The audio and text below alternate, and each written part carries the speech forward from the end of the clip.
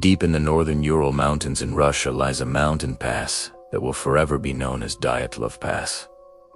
This is the spot where in February of 1959, 9 experienced Soviet hikers led by 30-year-old Igor Dyatlov set up camp for what would be their final night. Their journey began 2 days earlier on February, when they left the nearby village of Vitsai and headed deep into the mountains for a cross-country ski trip. They had all the supplies that they would need for such a journey: food, water, and a tent to protect them from the cold. It was also a group of highly experienced skiers.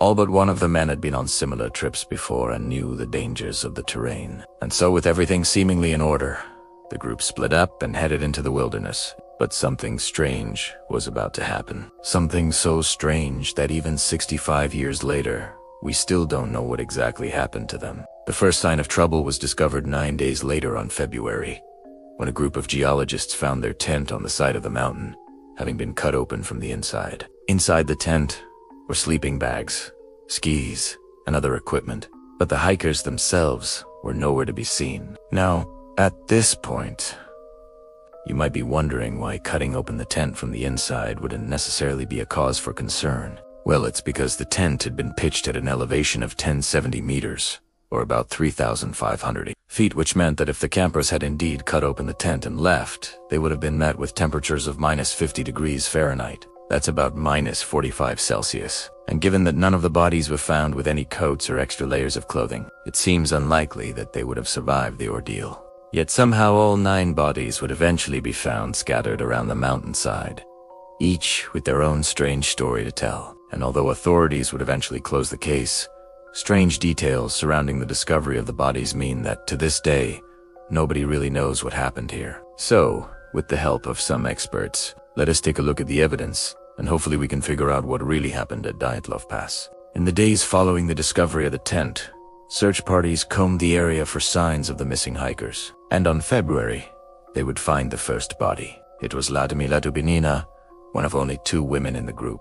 She was found lying on her back near a cedar tree. At first glance, there appeared to be no obvious cause of death, but upon further inspection, investigators would discover several strange things. Her clothing was torn, her ski boots were missing, and she had suffered serious injuries to her head and face, including a fractured skull and nose. This was already starting to seem like a horror story, but things were about to get much worse. On the same day, another body was found. This time it was Yuri Krivonoshenko, and he, too, had serious facial injuries. But he also had something else that none of the other bodies would have: his clothes, or rather the lack of his clothes. He was virtually naked, missing both his pants and underwear. All of this started to make the investigators wonder whether the group had perhaps been the victim of an animal attack. After all, this is a fairly common occurrence in the remote regions of Russia. But this theory was quickly discounted when they found the rest of the bodies over the next few days. As it turned out,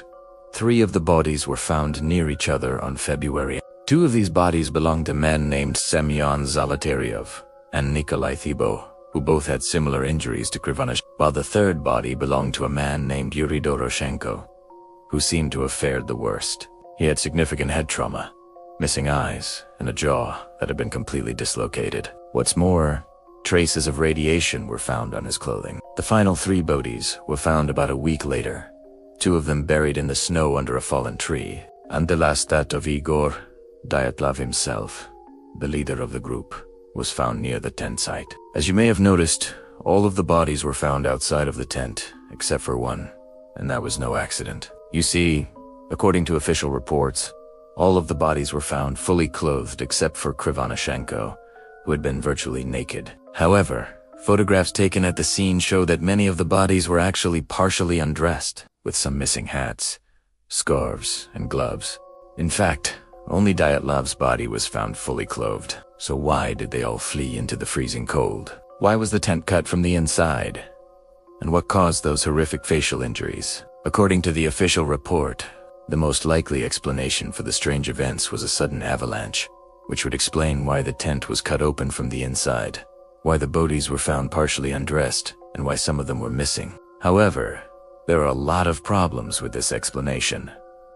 For starters, avalanches usually kill people instantly, yet some of these men managed not only to survive an avalanche, but to trek through the freezing cold for hours afterwards. Then there's the fact that if they were buried in an avalanche, why would they have been found outside of the tent? And if they had cut their way out of the tent to escape the avalanche, why wasn't the tent found overturned, but instead was situated perfectly upright when it was discovered 9 days later? For these reasons, the families of the victims refused to accept the official explanation, and over the years, countless alternative theories have sprung up. One of the most popular theories is that the group was the victim of secret weapons testing, perhaps some kind of secret Soviet military experiment gone wrong. This is supported by the fact that traces of radiation were found on Doroshenko's clothing. However, this theory is unlikely given that radiation levels found on the clothing were extremely low, and no other physical signs of radiation exposure were ever found. Another theory is that the group was the victim of a secret British mission. After all,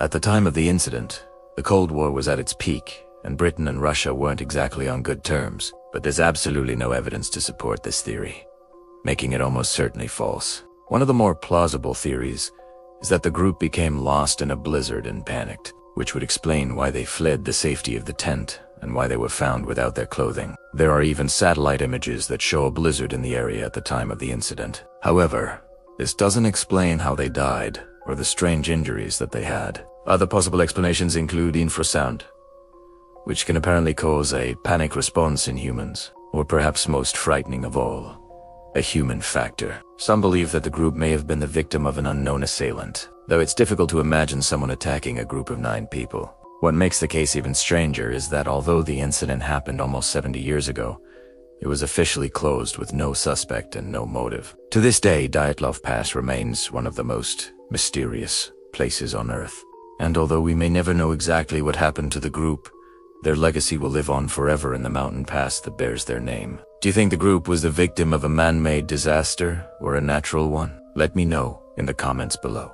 Also, be sure to check out my other content and subscribe if you enjoy learning about terrifying unsolved mysteries. Thanks for watching.